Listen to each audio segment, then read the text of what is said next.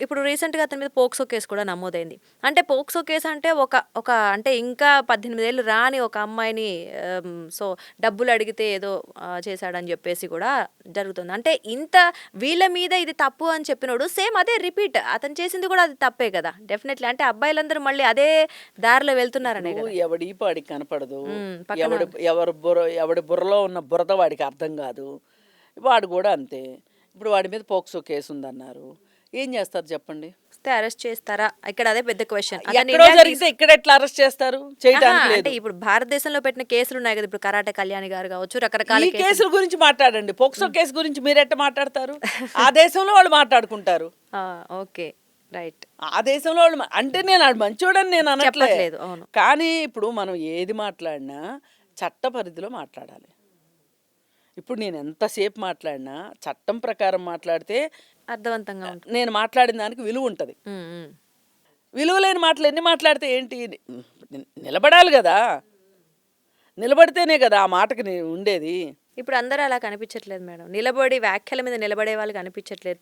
ఏదో ఫేమస్ అయిపోదామనే. అందుకే ఇలా ఉంది. ఇప్పుడు మనం బయటలు తీసుకుంటానికి కూడా ఎవరిని ఎన్నుకుంటున్నాము అనేది కూడా ఒక ప్రశ్న.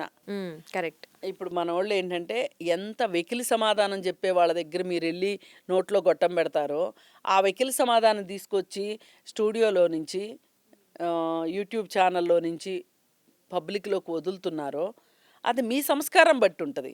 సో తెలియకుండానే అందరూ అలవాటు పడిపోయారు. అలవాటు పడిపోయారు. నార్మలైజ్ అసలు చేస్తున్నారు. ఈ బూత్కి అలవాటు పడిపోయారు. సో ఇది కూడా ఒక రీజన్ అనుకోవచ్చు. ప్రతి దాన్ని నార్మలైజ్ చేసి చూడటం అనేది. అంతే, కరెక్ట్. నార్మలైజ్ చేసేస్తున్నారు ప్రతిదాన్ని. అసలు ఎందుకు?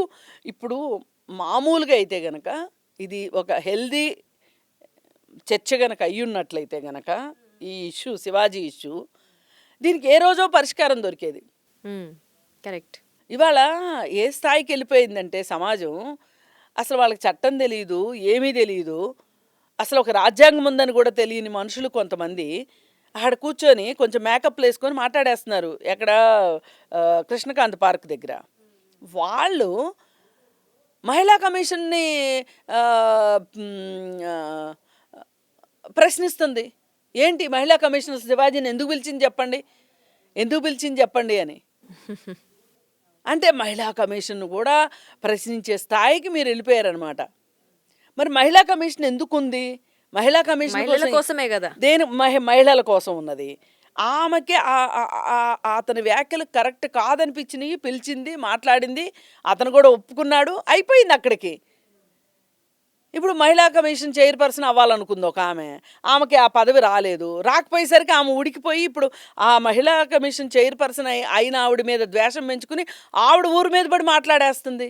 ఓకే. అంటే ఇక్కడ పొలిటికల్ టర్న్ కూడా తీసుకుంది. అసలు ఇది పొలిటికల్ టర్నేనా లేకపోతే పబ్లిసిటీ పిచ్చా? ఇలా రకరకాల టర్న్ తీసుకుంది.